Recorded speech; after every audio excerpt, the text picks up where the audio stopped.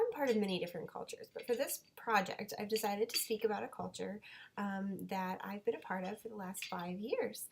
This is the long distance running culture, and I joined it kind of unwittingly when I decided to try to run a half marathon, and I just fell in love with distance running and the people that are part of this culture.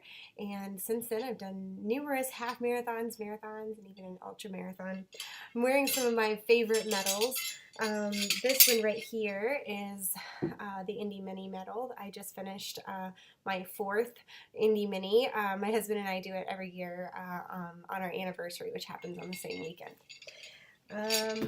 This one right here was one of the hardest half marathons I've ever done. It was 42 degrees and raining, and there was no spectators, and it was a grueling, emotional race. But I made it and I finished.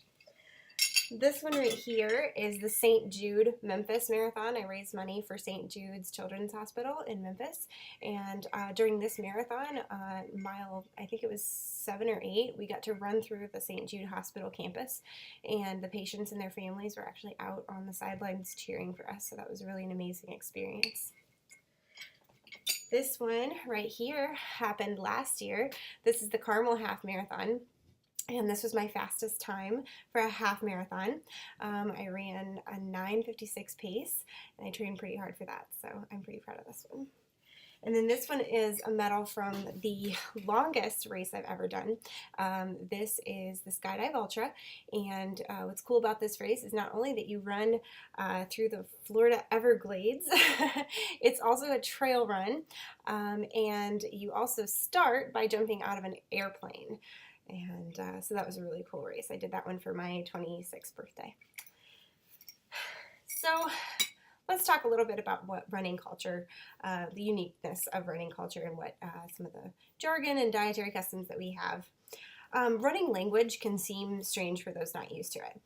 Even normal words can be used in weird ways in running culture.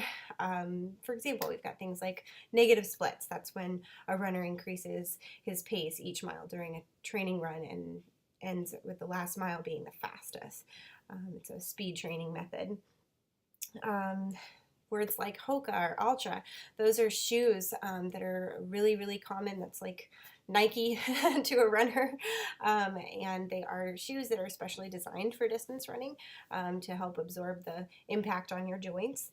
And they can be kind of ugly shoes, but man, they keep a lot of people active and mobile when, Nikes and Adidas just aren't specialized for that. In my experience, runners have a lot of rituals. A lot of them revolve around nutrition.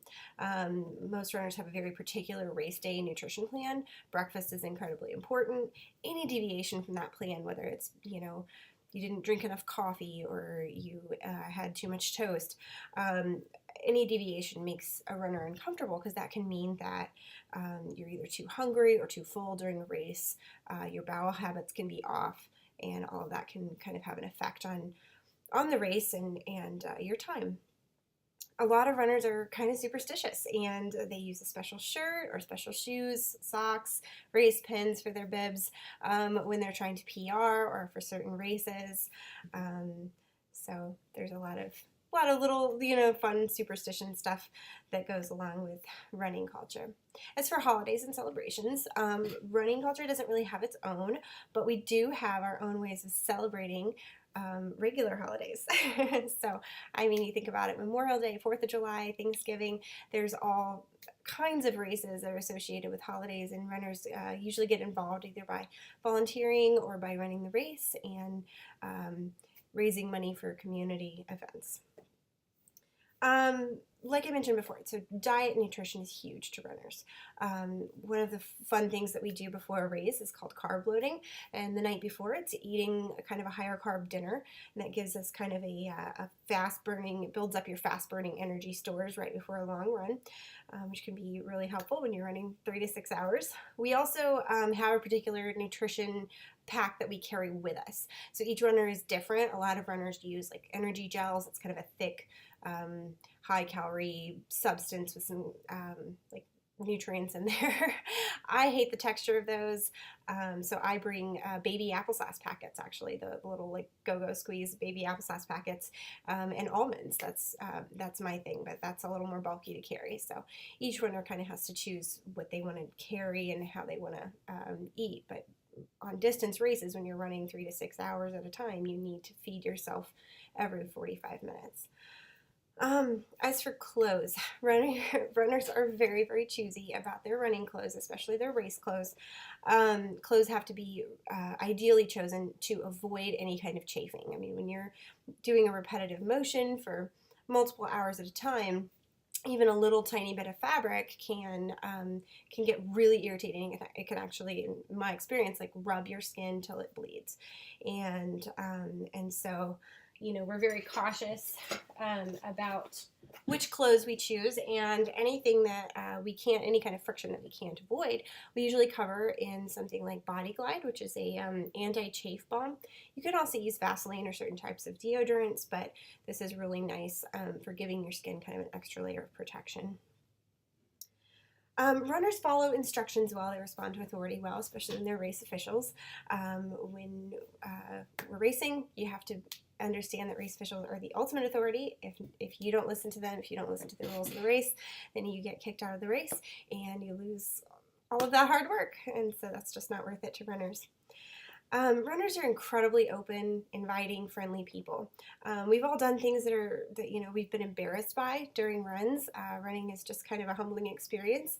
I mean, I know totally amazing people that have vomited at the finish line, experienced incontinence or menstrual leakage during a run, had, bowel accidents, before or after a run. We just aren't offended by much.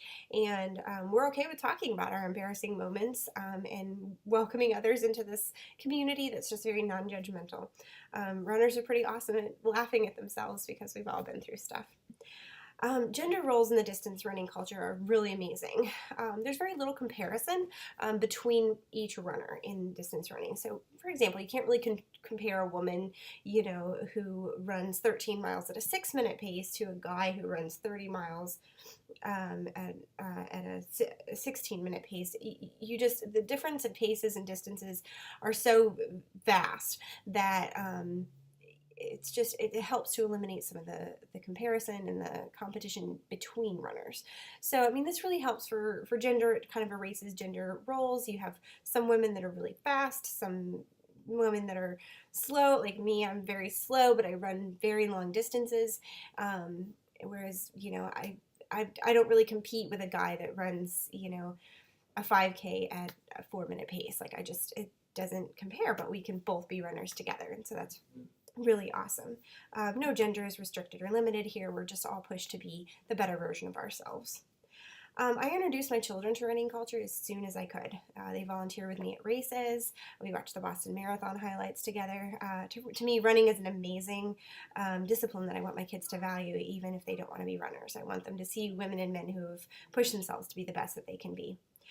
Illness is defined as anything that keeps you from running. My running coach has a saying, cold in the nose, good to go.